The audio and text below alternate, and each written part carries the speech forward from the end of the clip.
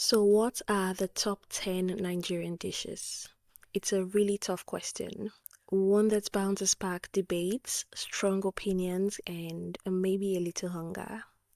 Today, we're diving into it. Now, of course, this list is completely subjective, and while I've put a lot of thought into it, I also know that food is personal and everyone has their favorites. Aside from just ranking these dishes, I'll also give a quick run through on how to make them.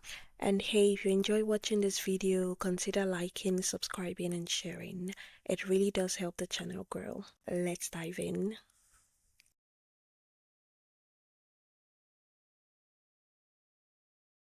Kicking off the list at number 10, we've got Mooy Mooy. Now, don't get me wrong, I absolutely love Mooy Mooy, but the other dishes on this list just edged it out. So it's going to sit comfortably at my number 10 spot for now. Moi moi is steamed bean pudding that's perfect for breakfast, brunch, or even as a light lunch. It's surprisingly easy to make. To whip up a batch, you start by peeling the skin off the beans, then blend them with peppers, onion, crayfish, and seasoning, and you blend that until it's smooth. Once your batter is ready, pour into containers. So moi moi leaves is traditionally used if you want that authentic flavor, but you can use ramekins, which I personally love using because they portion everything out perfectly.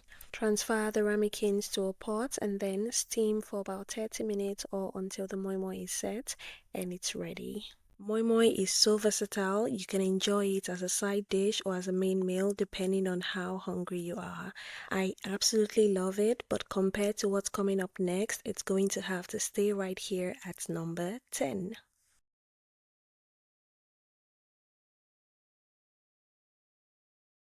Next up at number 9, it's none other than pepper soup, also known as the dish that will have you sweating and smiling at the same time. Pepper soup is that go-to comfort meal, especially when you're in the mood for something hot and spicy.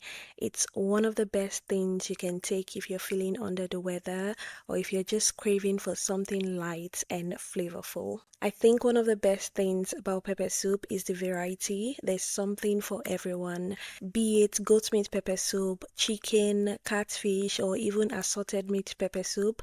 Everybody has their favorites. For me, goat meat pepper soup with yam is the ultimate comfort food. Chicken pepper soup is probably the most popular, but I think you can't go wrong with any version. Making pepper soup is very easy. You start by boiling the meat of choice with onions and seasoning.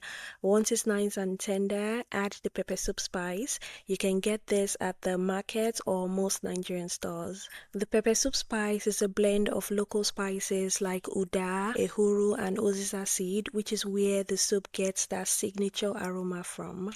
Add some water, add enough pepper, as much as you can handle. I like using fresh pepper for pepper soup. Allow everything simmer, then finish it off with some fresh herbs like uziza, scent leaf, or basil. And just like that, you've got a perfect bowl of pepper soup ready to enjoy. Again, I'll rank this higher if I could, but with so many amazing Nigerian dishes to get through, pepper soup is going to have to hold its spot at number 9.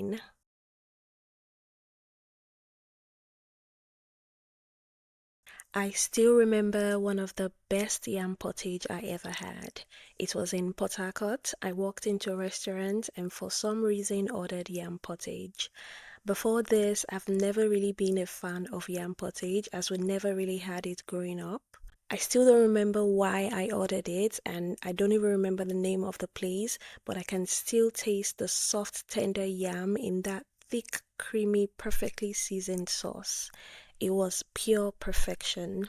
When made right, yam pottage becomes a meal that can make you question your life choices. Like, why haven't I been eating this every day? To make yam pottage, start by peeling and cutting your yams into cubes.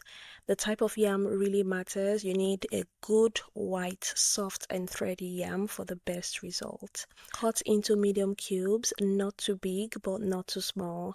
Meanwhile, fry some onions and crayfish in palm oil. Add the pepper mix, which is just a blend of tomatoes and peppers. Season with salt, seasoning cubes, and any other seasonings you like. Add your yam with enough water and let it cook until tender. When it's cooked and soft, mash some of the yam to get that creamy texture.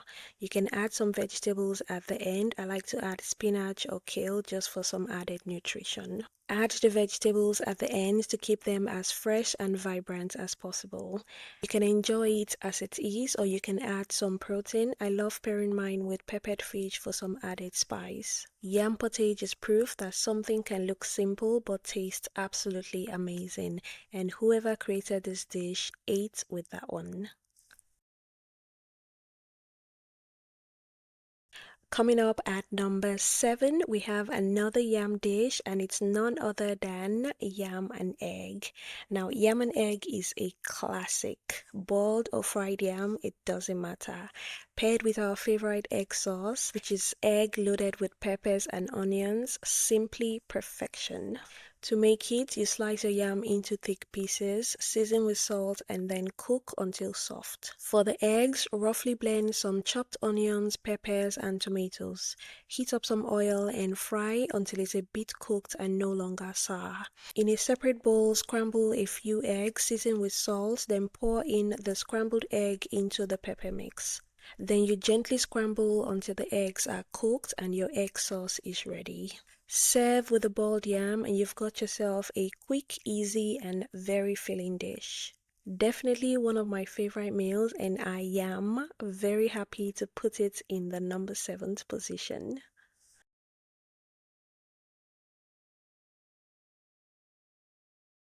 Sliding into the top 6, we've got our very first soup on the list, and that is okra soup. Now, I know some people aren't fans of okra because of the slimy texture, but for those who love it, love it. Making okra is very easy. One of the simplest ways to make it is by chopping the okra, then cook the meat with salt and seasoning cubes. Cook until it's nice and soft. You can use goat meat, beef, or a combination of both. Add some offals, pomo, or assorted meats if you like that. You can also add some smoked dried fish for that extra smoky flavor. Once the meat is ready, add your palm oil, crayfish, blended pepper, and allow everything to simmer. Add the okra last. Okra doesn't need much time to cook because it's a vegetable. At the end, you can also throw in some chopped green leafy veggies for more nutrients. My favorite thing to pair with okra soup is eba, but it also goes perfectly with pounded yam or fufu. You can also enjoy okra by itself as a low-carb meal. Coming in at number 5 is none other than our favorite Nigerian fried rice. Honestly, I'm surprised fried rice is number 5 because most people already know how much I love fried rice. I have so many fried rice recipes on this page. Fried rice, when made properly, is so good. The small, perfectly seasoned vegetables, the fried liver, and of course, the rice with just the perfect texture. Growing up, I was always put in charge of making fried rice because I made it best, not to brag. Plus, I enjoyed making it. For me, fried rice is such a fun dish to make. First, you start by boiling the meat. I personally think chicken works best, but turkey and beef are also great options. Once the meat is done, fry it until it's golden brown. Then use that flavorful chicken broth to cook the rice. Add some curry powder for that signature yellow color. Once the rice is cooked, let it cool down for a bit. Meanwhile, fry the seasoned liver and shrimp if you're using it. Chop your veggies nice and small. It makes the dish so much more enjoyable. Fry the veggies until they're slightly soft and don't forget to season them. I like to use salt, seasoning cubes, and white pepper. The white pepper adds such a beautiful flavor to the dish. When the veggies are a bit soft, add the cooked rice, the shrimp, and the fried liver. Stir fry for a few minutes and your fried rice is ready. I have several fried rice recipes on this page, so if you're looking for a more step-by-step guide, be sure to check them out. Not only for the fried rice, but for the other dishes featured in this list. Fried rice is best served with some cold coleslaw. The combination of the hot and cold is so good. Add the chicken on the side, and you've got yourself the perfect meal.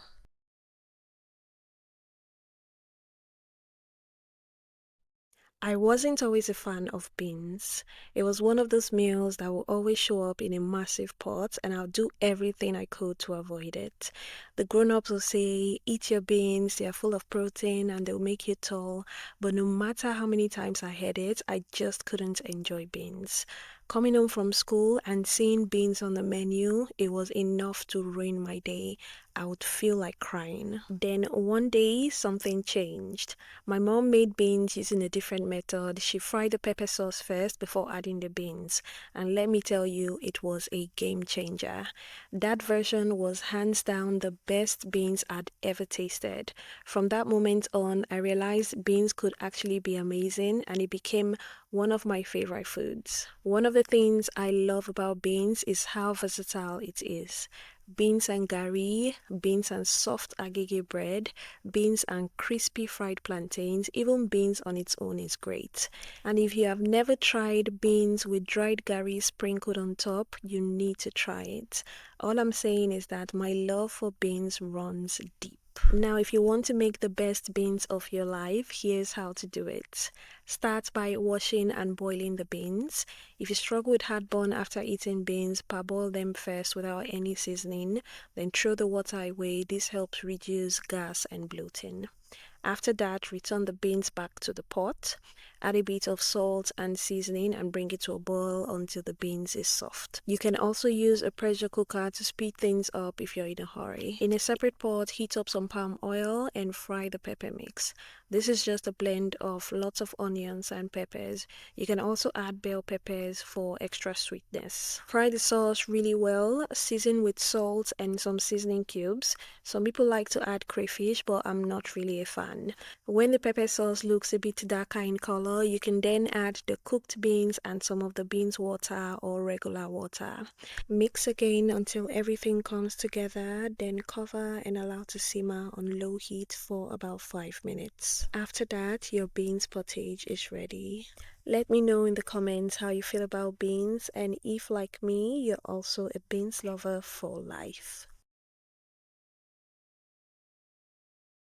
One now in the top 3 and taking the bronze medal is none other than Egusi Soup. Egusi Soup is hands down one of the most popular soups in Nigeria and for good reason. It's thick, rich, and it's just so good. Growing up, whenever we visited our grandma in the village, she would always make a big pot of Egusi Soup. Let me tell you, the amount of oil floating on this soup was something else. I'm talking freshly squeezed oil with that distinct aroma. She always served it with smooth, hot, freshly pounded yam. One bite and you'll forget all your problems. There are so many ways to make egusi soup, but here's my favorite way. First, boil the meat you're using with salt and seasoning. While that's cooking, mix your blended egusi with a little water or meat stock to form a thick paste. Blend pepper and onions, then heat up some palm oil and fry the onions, iru, and crayfish until your neighbors can smell it. Next, add the blended pepper mix, season, and let it fry for a bit. Pour in some of the meat stock, then add the egusi paste and let it cook on low heat until it starts to form clumps. Egusi burns easily, so make sure you take it slow and cook on low heat. Once that's done, add the remaining stock, the boiled meat, and then finish off with some fresh vegetables. I love using a mix of bitter leaf, uziza leaf, and spinach.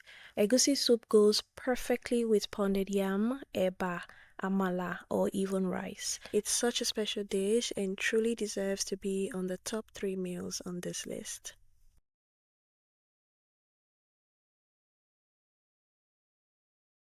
Coming up at number 2 is none other than the queen herself, Gelof Fries. Everyone loves jollof, and what's not to love? It's smoky, spicy, and it's just iconic. Now, even though it's not number 1 on this list, jollof rice holds its own crown.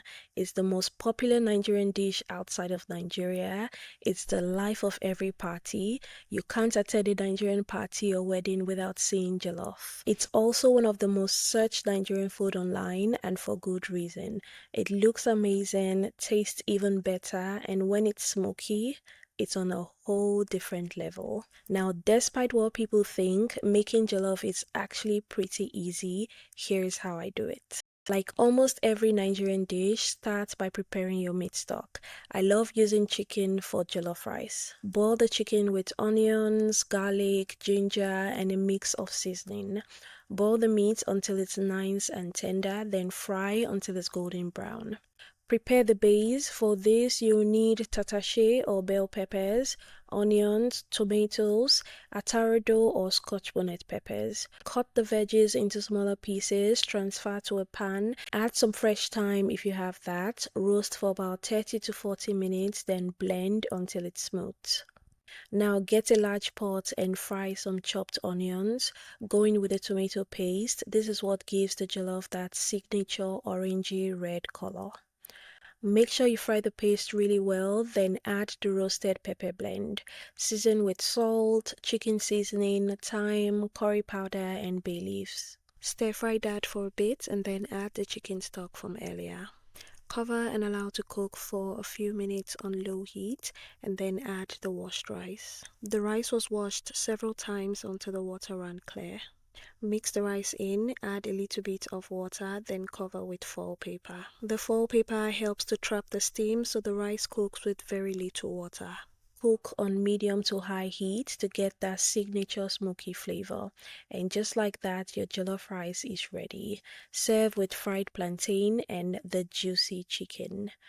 One taste and it's easy to understand why jollof rice is a national treasure. Before we get to the number one spot, let's take a moment to appreciate a few dishes that didn't quite make the list. Not because they aren't amazing, but because they are more of snacks or filler meals. First up for our honorable mention, we have the ultimate survival snack, saving lives since 1954. None other than Gari. Gari is Nigerians' own favorite cereal, loved by all and cherished by many. When you're hungry and don't feel like cooking, it's Gari to the rescue. When you're craving something light, Gari always comes through. Sour Gari, also known as Ijebu Gari, soaked in ice cold water with peanuts and sugar, pure perfection. You can never go wrong with a refreshing bowl of Gari. Next on the honorable mentions list is the one and only fried plantain, as we fondly call it, dodo. There is nothing quite like dodo. Crispy on the outside, soft and sweet on the inside. Fried plantain is that side dish that has the power to steal the spotlight from any main course. It pairs beautifully with rice, beans, eggs, or you can just enjoy it as a quick snack. I like my plantain thinly sliced. I don't like to add any salt or any seasoning. I fry it in medium heat so it gets nice and crispy. Sometimes I fry in palm oil, which just takes it to another level. Fried plantain is just so good. If this was a list about side dishes, it would be easily number one. So now that we've given a well-deserved shout out to our honorable mentions, it's time for the moment we've all been waiting for. Finally, taking our number one spot is none other than rice and stew. For me, rice and stew is the goat of all Nigerian foods. Simple, comforting, and satisfying. When it comes to versatility, nothing beats stew. You can enjoy it with almost anything. Bread, beans, yam, potatoes, plantain, pasta, eba, fufu, you name it. Of course, rice takes the crown. There's just something about perfectly fluffy white rice paired with red rich stew that just makes it unbeatable. If you want to talk about varieties, we have beef stew, chicken stew, dry fish stew, fresh fish stew, turkey stew, buka stew, and so much more. Which one is best? I'm not even going to go into that debate because that would be a whole other video on its own. Another magical thing about stew is how flexible it is. You can easily transform it into completely different meals. Add some eggs and you've got a delicious egg sauce. Throw in some tomato paste, rice, meat stock and water and you just made jollof fries. Add yam, palm oil, crayfish and you've got yourself a rich yam pottage. The possibilities are endless. To make stew, start by blending tomatoes, peppers, and onions. Then cook it down to reduce the excess water. Fry the mixture in hot oil. Season generously with salt, seasoning cubes, curry, and thyme. Add your choice of meat and meat stock. Let everything simmer until it comes together. And just like that, you've got the perfect pot of stew. Serve it with hot rice, fried plantain, and any other sides you like. Stew is something you always want to have in your fridge, so whenever you're hungry, you can easily just boil rice or pasta or yam, and in less than 20 minutes, you have a complete meal. The best part, you can enjoy it for lunch, dinner, and even breakfast. That's it, foodies. We've come to the end of our countdown. Let me know what you think and if you agree or disagree with this list. Please don't forget to like this video and subscribe if you haven't done so already. Again, you can check out my channel for a more detailed explanation on how to make these dishes. Just search for Kiki Foodies along with the exact recipe you're looking for. You can also check out my blog, which is kikifoodies.com. Thanks everyone for watching. If you're already subscribed, thank you so much for subscribing to my channel and thank you for your continued support.